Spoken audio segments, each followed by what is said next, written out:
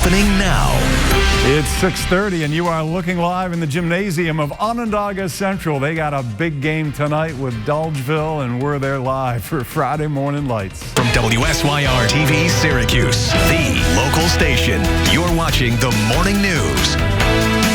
I'm Dan Cummings. It's a Friday. Good morning. Lindsay Rachel's in studio with me. We're having fun, aren't we? It was so much fun. I think they're having more fun. Where's that? Down in Tiger Valley along Route 99? Yes. I think so. Let's go live now to Kate Thornton and Jen Sanders and Josh Martin all together in the gymnasium. Hey, good morning. Good morning. Good morning. We're sharing a mic this morning. We have a future meteorologist right here, right? He was like, he knows what the weather is. Today's weather is going to be a high of 57. A lot of raining touchdowns, so you might want to come up for this show, you know what I'm saying? I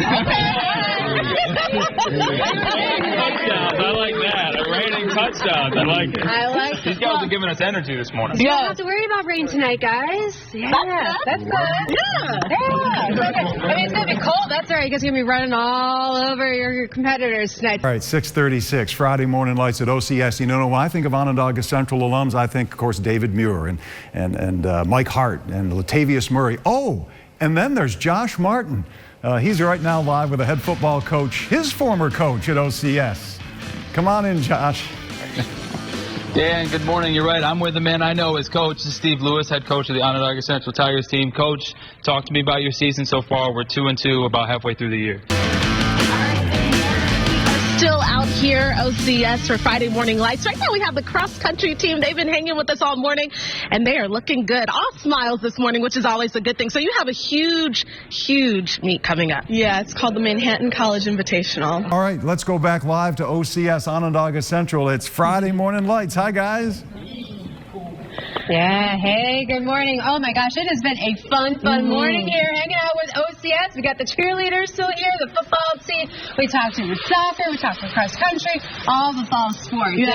The bigger thing though, weather. Well, maybe not bigger, but you know, today the rain we're pretty much done with, which is great. It is going to get cold tonight. We're looking at our first area of frost tomorrow morning, and then we'll have sunshine tomorrow afternoon. All right, Josh Martin's been hanging with us. Who is the winner for tonight's game? Well, I mean, I'm OCS alum class of 2010.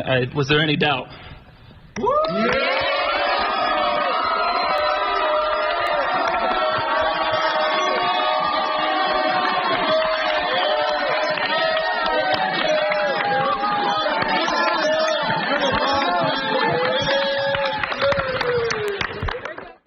From WSYR TV Syracuse, the local station, you're watching the morning news.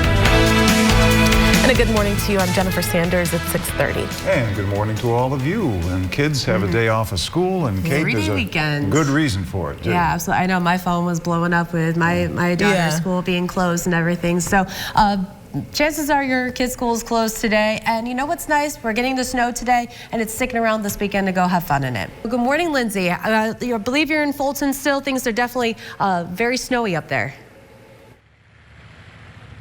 Yeah, within the last half hour, we've transitioned to a bit of a snow globe. We have big, wet snowflakes falling now, and you can see the roadway, the intersection. We're just off of East Broadway Street, and the intersection here is turning a little bit wider. The plows have been going through, but now their problem is going to be kind of the keep-up game to the heavy snow that we're going to be seeing. What you need to keep in mind, even if the roads look wet, our temperatures are at or below freezing, so that wet road could actually be icy. We're changing precipitation throughout the morning. So something else to keep in mind is we have been seeing that freezing rain. Take a look down here. Some roads could be looking snowy, but underneath that snow is ice.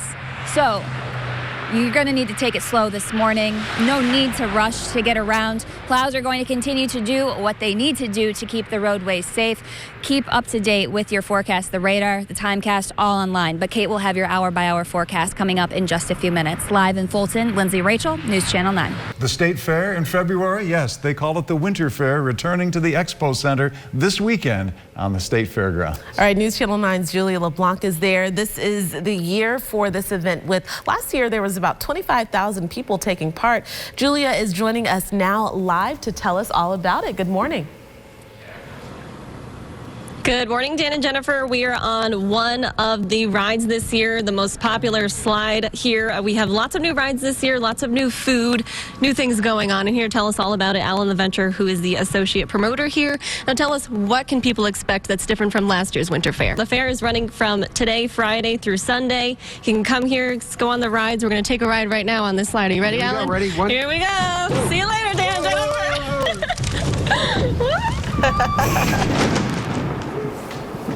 Oh, Nelly. I was just about to say, and she sticks the landing. Nope, no, she doesn't. Yeah, she's okay. They're okay. Yeah, that last one was a little good. Bumpy. That's great.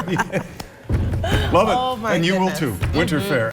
Well, it might have been a record turnout anyway. Because of the pandemic, though, so many people voted by absentee mail-in ballots. This year brought out more of those absentees, more voters overall, and more voter registrations than we've seen in quite some time. And some of them still need to be counted. News Channel 9's Julia LeBlanc joins us now live from the Onondaga County Board of Elections, where many votes are in. Julia, good morning. Good morning, Dan and Nicole. Well, something a lot of candidates can agree on this morning. They're liking what they've been seeing at the polls over the past couple of weeks when it comes to early voting. All right, Julia, thank you. The 24th congressional race, that is one of the most talked about, not only here in central New York, but all across the state. And right now, Katko, he's up about 55,000 votes, and about 70,000 absentees still need to be counted, but it might not be enough for Dana Balter. We'll look at the numbers now in Onondaga County. Right now, she has 42% of the votes, while Katko takes the lead in Onondaga County, sitting at 54%. In Cayuga County, 31% of the votes right now are going to Dana Balter, with 66 going to Katko. A similar story when we look at Oswego County, where Katko leads 66% to 29 for Dana Balter, and in Wayne County, 68% for John Katko, 28 for Dana Balter. Again, 70,000 absentees still to count, but when you look at the numbers, it might not be enough for Dana Balter to come through. Probably not enough to break her way, Nicole, to overtake Katko's lead. However, it's much different in a state Senate race, where the Republicans are hopeful that their challenger will win the day after all of the absentees are counted. Last night, the GOP folks gathered at the Embassy Suites near Destiny USA on Hiawatha Boulevard. They were looking at these numbers from yesterday's voting, combining yesterday's machine votes and the early voting. Republican Angie Renna is up on John Mannion by about 7,000 votes, but there are several thousand absentees out in the 50 state Senate race. 6:31, our top story, another stream of racist threats and graffiti taking place over the weekend at Syracuse University, and now several investigations are underway on campus. Since last Thursday, there have been at least 7 separate incidents involving racial slurs and/or graffiti on and around the university. Saturday night, Chancellor Kent Syverud said those threats became verbal harassment, and now all fraternities at SU are seeing a direct consequence. News Channel 9's Julia LeBlanc joins us now live in studio. So Julia, first of all, what happened on Saturday night?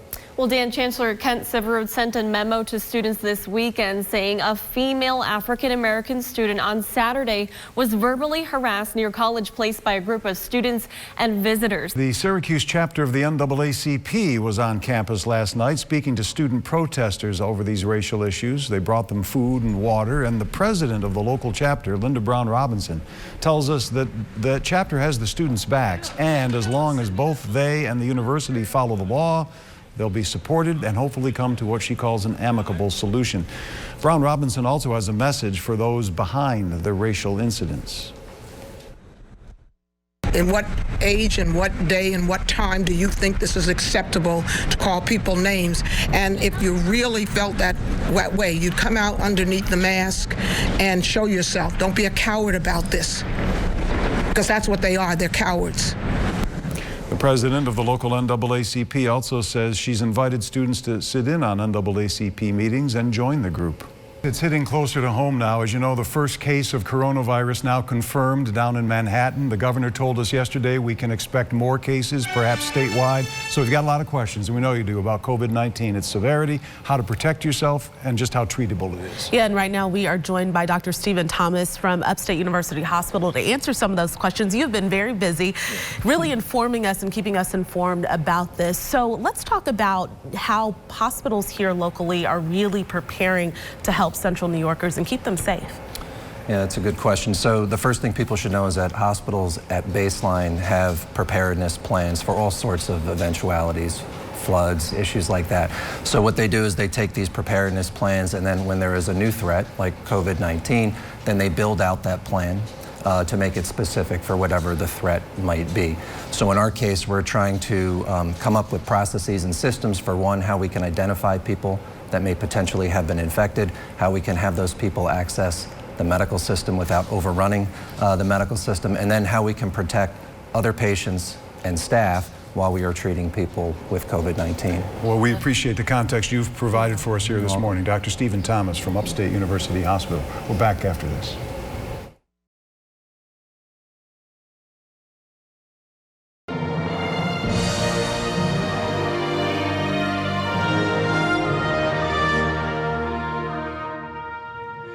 I'm Dan Cummings. So glad you're with us. In the next half hour, we'll hear from Central New Yorkers who've served us in World War II, Vietnam, and very recently. These veterans' voices have much to tell us about humility and heroism, dedication to duty, the horror of war itself, re-entry to civilian life during a pandemic, and gratitude for the country they protected and defended.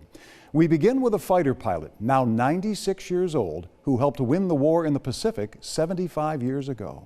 Gratitude is a word Paul Stubnick uses freely. After the war, he went to med school on the GI Bill and had a family practice in Syracuse for decades. Dr. Paul is still licensed and writes the occasional script at his retirement home in Fayetteville.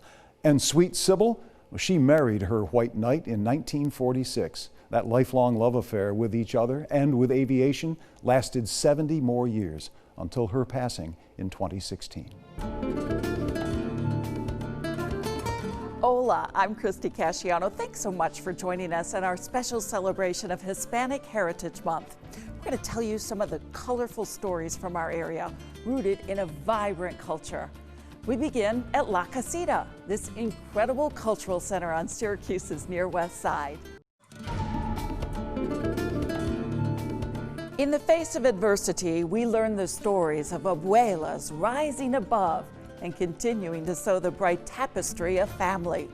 And the woman you're about to meet, a new abuela, has faced many hardships in her life, but her determination, her resilience, and inspiration drawn from younger generations helped her become not only the source of strength in her own family, but the problem solver for the entire city of Syracuse.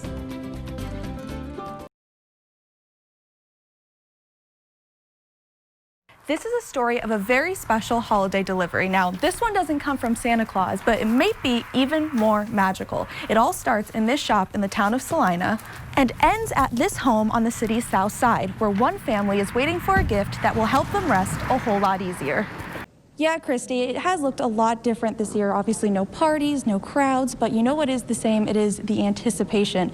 And I talked to a lot of candidates from both Senate and Assembly districts, but somebody I caught up with was Angie Renna in a pretty tight race in the 50th Senate district here. She's going up against Democrat John Mannion for the open seat that was left vacant by Bob Antonacci. Here at Shaughnessy's, they're doing whatever they can to make it more welcoming to sports fans, like being open on Sundays for football games and setting up things like plexiglass so they can sit in the booths. Now, districts across Central New York are giving parents the option to opt out and learn completely virtually 5 days a school week. But in neighborhoods like this one, that's not an option for most parents. Last month, Loretto said that they'd consider changes once the state allowed visitors. This includes scheduled visits or designated areas or kiosks where they would take the temperature of visitors. But none of those plans can be set in stone until the state releases full official guidance. These cases are empty right now, with the rings and watches and other items all put away for reasons like security, but come Monday, they'll be full again, a sight both JP Jewelers and their loyal customers can't wait to see.